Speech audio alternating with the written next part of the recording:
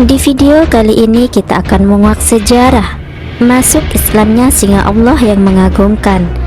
Namun sebelum kita membahas lebih jauh, pastikan Anda sudah subscribe channel ini serta klik tombol lonceng agar Anda menjadi orang pertama yang mendapatkan notifikasi video terbaru kami. Masuk Islamnya singa Allah yang mengagumkan. Selain Sayyidina Umar bin Khattab yang disegani dan ditakuti kaum Quraisy dan kabilah yang lain, Sayyidina Hamzah bin Abdul Muthalib juga mendapat perlakuan yang sama di kalangan kaum Quraisy. Beliau merupakan paman Nabi, senang berburu, menjunjung tinggi budi pekerti yang baik, serta lihai dalam memainkan pedang. Tak heran jika Nabi menjulukinya sebagai singa Allah. Di balik masuk Islamnya paman Nabi yang satu ini, ada kisah menarik yang berawal karena beliau tidak terima Nabi Muhammad SAW dihina nista oleh Abu Jahal. Suatu hari Abu Jahal bertemu Rasulullah SAW di Bukit Syafa. Seperti biasanya, ia menyakiti, mencaci, dan menghina Rasulullah SAW karena sudah dianggap meremehkan agama nenek moyangnya.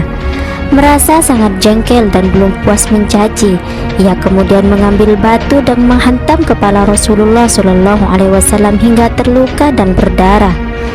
Mendapat perlakuan seperti itu, Rasulullah diam saja, tidak menjawab walau sekata ataupun membalas perlakuannya.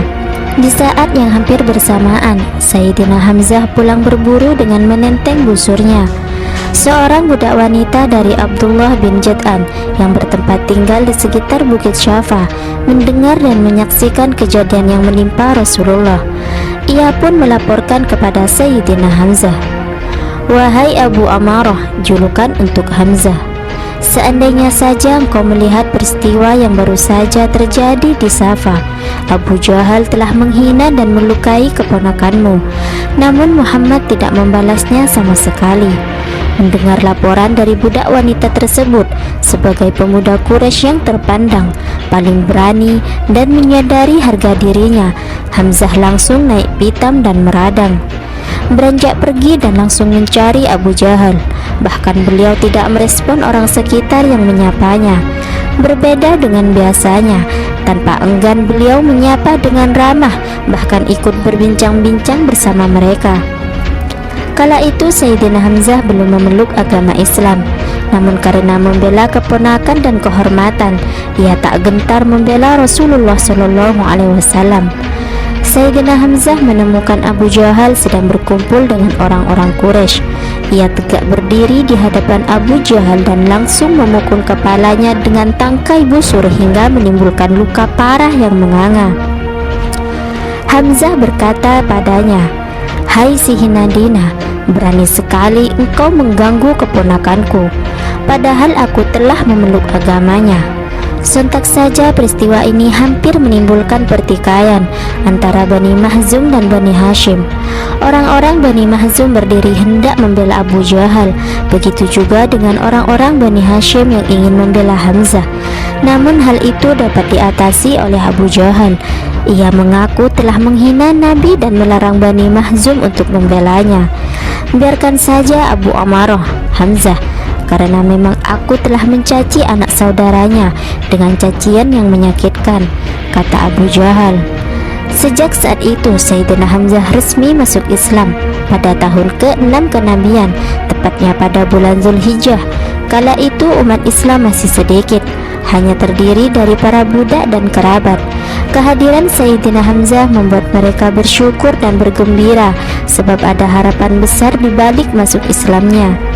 Karena Sayyidina Hamzah merupakan orang terpandang, ditakuti dan dihormati, ia mengumumkan keislamannya dengan lantang tanpa sembunyi-sembunyi, mendapatkan perlakuan beda dengan orang lain waktu itu. Sebelumnya jika ada orang masuk Islam, ia akan mendapat perlakuan tidak baik, disiksa, dianiaya, bahkan dibunuh oleh orang-orang kafir Quraisy. Kegembiraan umat Islam dengan kehadiran Sayyidina Hamzah tercatat dalam bukti sejarah bahwa paman Rasulullah SAW yang juga saudara susuannya itu telah berhasil membunuh banyak lawan di medan pertempuran. Bahkan tak jarang Rasulullah menjadikannya sebagai panglima perang. Kepribadian luhur, keberanian, serta tidak suka dengan kezaliman telah menuntunnya memeluk agama Islam, berlabuh mengakui bahwa Allah Subhanahu wa taala sebagai Tuhannya dan keponakannya yaitu Nabi Muhammad SAW sebagai utusannya.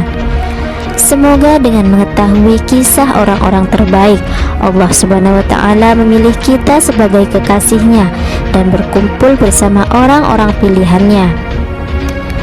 Dukung terus channel kami dengan subscribe, like, dan klik tombol lonceng agar Anda menjadi orang pertama yang mendapatkan video terbaru kami.